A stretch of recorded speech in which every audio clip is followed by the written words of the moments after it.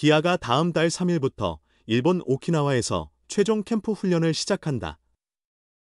이범호 기아 감독은 고강도 피지컬 훈련을 계획 중이다.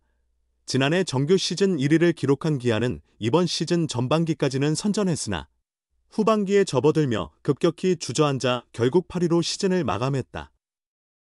불펜 라인의 총체적 난조가 가장 컸지만 야수진 역시 공격과 수비에서 모두 지표가 하락했다. 팀 타율은 전반기 0.261에서 후반기 0.253으로 팀 오페스는 0.745에서 0.716으로 떨어졌다. 본래도 많았던 실책도 시즌 후반부로 갈수록 더 증가했다. 전반기 기아의 경기당 실책은 78개였으나 후반기에는 0.96개로 급증했다. 거의 매경기 실책 하나가 나온 것이다. 이 감독은 체력 저하를 후반기 성적 침체의 핵심 원인으로 꼽았다. 체력이 줄어들며 타격 시적 스윙이 둔해지고 수비 시 집중력도 흐트러졌다는 분석이다. 전반기 한평 타이거즈란 별명이 생길 정도로 백업 멤버들이 기대 이상의 모습을 보였으나 대부분 풀 시즌을 소화한 경험이 부족해 후반기 체력 문제가 더 크게 작용했다는 설명이다. 이에 오키나와 캠프의 첫 번째 목표도 체력 증진으로 설정했다. 이 감독은 최근 전화통화에서 시즌 초 70에서 80게임까지는 매우 좋은 흐름이었으나 후반기에 급격히 무너졌다. 젊은 선수들은 훈련량과 더불어 체력적 요소를 중요하게 생각해야 할 것이라고 언급했다. 이어 러닝과 수비 훈련 비중을 크게 늘려 타격 훈련보다 체력 보강에 중점을 둔 일정을 구성 중이다라고 덧붙였다. 지난 시즌 종료 후 상대적으로 부족했던 훈련량에 대한 아쉬움도 담겨있다. 작년 기아는 정규 시즌과 한국 시리즈를 통합한 우승을 거두었다. 우승 뒤 다채로운 일정이 계속되면서 타 구단 대비 준비 기간이 짧지 않을까 하는 걱정도 있었다. 이 감독은 이번에 훈련량을 확대하려는 것도 지난해 부족했던 부분을 다시 반복하면 안 되기 때문이다. 모자란 부분을 올해는 완전히 보완하여 다음 시즌에는 같은 상황이 재현되지 않도록 저부터 선수 개개인이 모두 각오를 다져야 한다고 설명했다. 강도 높은 훈련은 젊은 선수들이 주를 이루는 마무리 캠프뿐 아니라 내년 봄 스프링 캠프에서도 지속될 예정이다.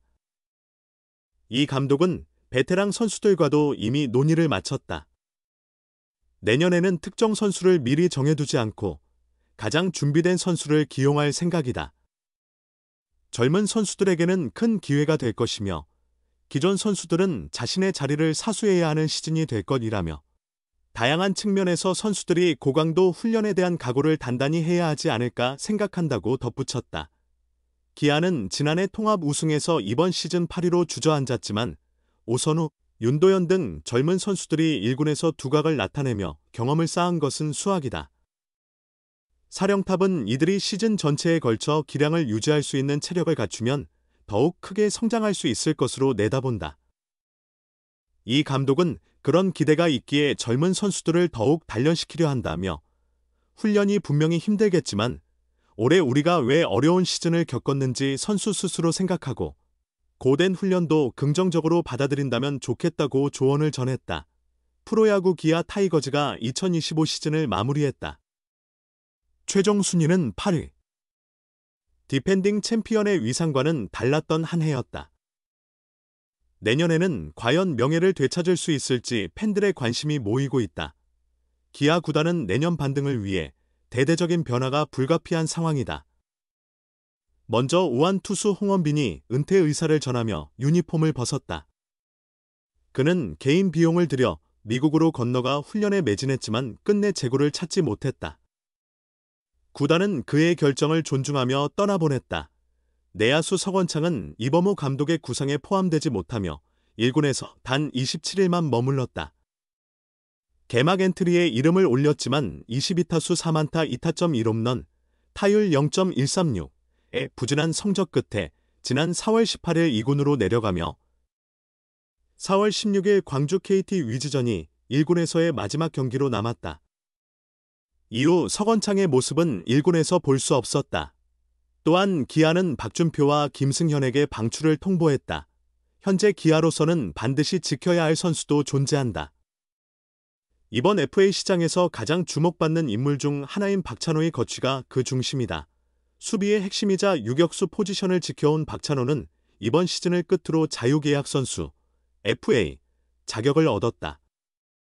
그는 7년 연속 130경기 이상을 소화하며 기아 내야의 중심을 굳건히 지켰고 김도영과 김선빈이 빠진 상황에서도 흔들림 없이 팀의 실점을 최소화했다.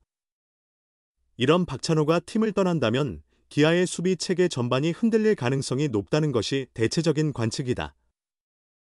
유격수는 단순히 한 포지션이 아니라 내야 전체를 지휘하는 자리로 박찬호는 기아 수비의 안정감을 떠받쳐온 기둥이라 해도 과언이 아니라는 평가다. 기아가 박찬호를 잃는다면 유격수를 중심으로 한 수비 밸런스가 무너질 우려도 있다.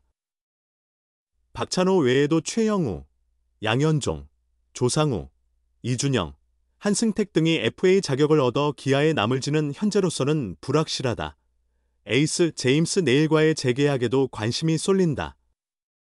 올해 네일은 27경기에 등판해 164.1이닝을 소화했다. 비록 8승 4패에 머물렀지만 19번의 퀄리티 스타트를 기록하며 평균 자책점 2.25의 뛰어난 성적을 냈다. 네일을 잡기가 쉽지 않다는 여론에도 불구하고 기아는 내년에도 함께하기 위해 총력을 기울일 것으로 보인다.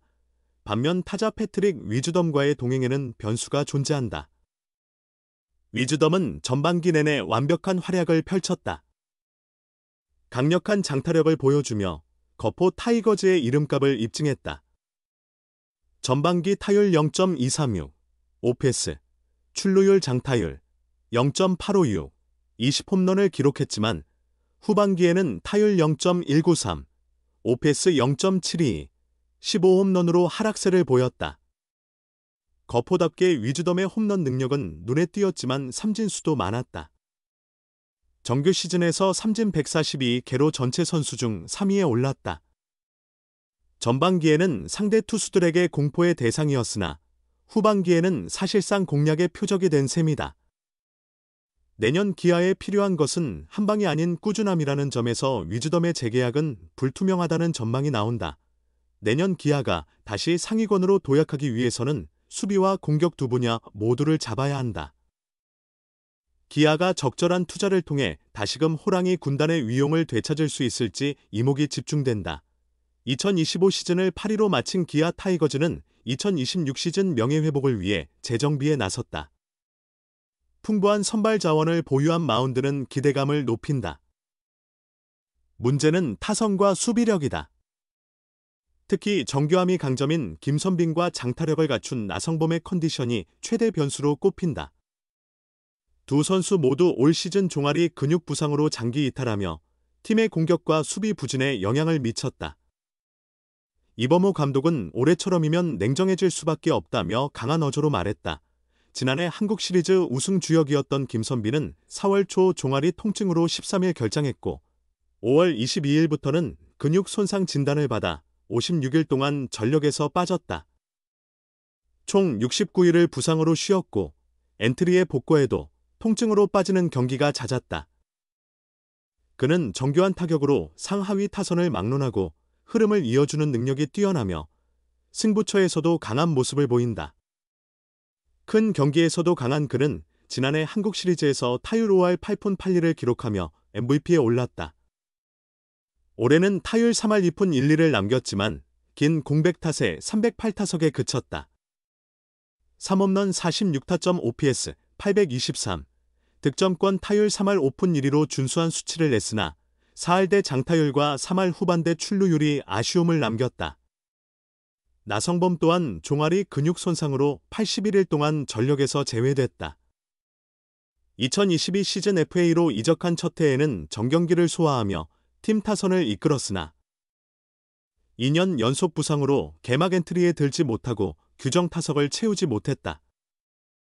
올해는 철저히 준비해 개막전부터 나섰지만 한 달 만에 다시 부상으로 이탈했다. 두 선수는 나란히 후반기에 복귀해 잠시 반등의 기미를 보였으나 팀 성적 반등으로 이어지진 않았다. 오히려 순위는 8위까지 떨어졌다. 나성범은 후반기에 돌아왔는데도 팀 성적이 떨어져 우리 책임이라 생각했다며 미안함을 전했다. 김선빈이 지난해 한국 시리즈 MVP를, 나성범이 21홈런으로 우승에 기여했던 활약은 올해 찾아보기 어려웠다.